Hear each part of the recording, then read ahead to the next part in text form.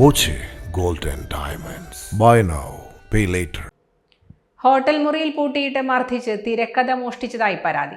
തിരക്കഥാകൃത്തും സംവിധായകനുമായ അകത്തേത്തറ സ്വദേശി ഹുസൈൻ അറോണി എന്ന കാജ ഹുസൈനാണ് ആരോപണവുമായി എത്തിയിരിക്കുന്നത്. ഫിലിം ചേംബറിലും പ്രൊഡ്യൂസേഴ്സ് അസോസിയേഷനിലും പരാതിപ്പെട്ടിട്ടും ഫലമുണ്ടായില്ലെന്നും കാജ ഹുസൈൻ പറയുന്നു. നമുക്ക് പറഞ്ഞാൽ ചിലപ്പോൾ തീരില്ല, എഴുതി വെക്കാൻ പറ്റുന്ന കണക്കുകളോ അല്ല, അതിനപ്പുറം നമുക്ക് ചിലവായിട്ടുണ്ട്.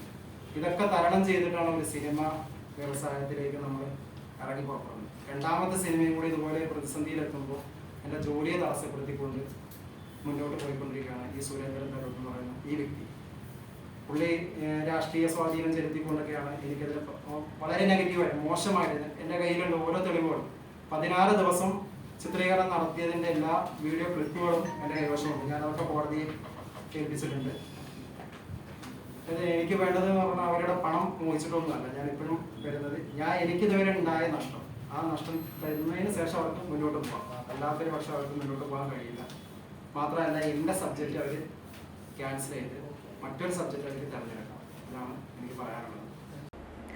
സ്വപ്നങ്ങൾ വിൽക്കുന്ന ചന്ദ്രനഗർ എന്ന സിനിമയുടെ ചിത്രീകരണം ആരംഭിച്ച് ദിവസങ്ങൾ കഴിഞ്ഞ ശേഷമാണ് പരുത്തിപ്പുള്ളി സ്വദേശിയായ സുരേന്ദ്രൻ തരൂർ നിർമ്മാണ സഹായിയായി ചേർന്നത്. ചിത്രീകരണത്തിനിടെ ഹോട്ടൽ മുറിയിൽ തന്നെ പൂട്ടിയിട്ട് മർദ്ദിച്ച് തിരക്കഥ മോഷ്ടിച്ചെന്നാണ് പരാതി.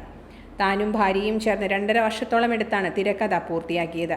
കാസ്റ്റിംഗ്, ഓഡീഷൻ, പൂജ, സോങ് റെക്കോർഡിംഗ് എന്നിവയും 5 ദിവസത്തെ ഷൂട്ടിങ്ങും 1KH പ്രൊഡക്ഷനാണ് നടത്തിയത്. തിരക്കഥ മോഷ്ടിച്ചതോടെ തനിക്ക് 20 ലക്ഷത്തോളം രൂപയുടെ നഷ്ടമുണ്ടായി. തിരക്കഥ മോഷ്ടിച്ച് സിനിമാ ചിത്രീകരണം ആരംഭിച്ചതിനെതിരെ പോലീസിലും കോടതിയിലും പരാതി നൽകിയിട്ടുണ്ടെന്നും കാജ ഹുസൈൻ പറഞ്ഞു.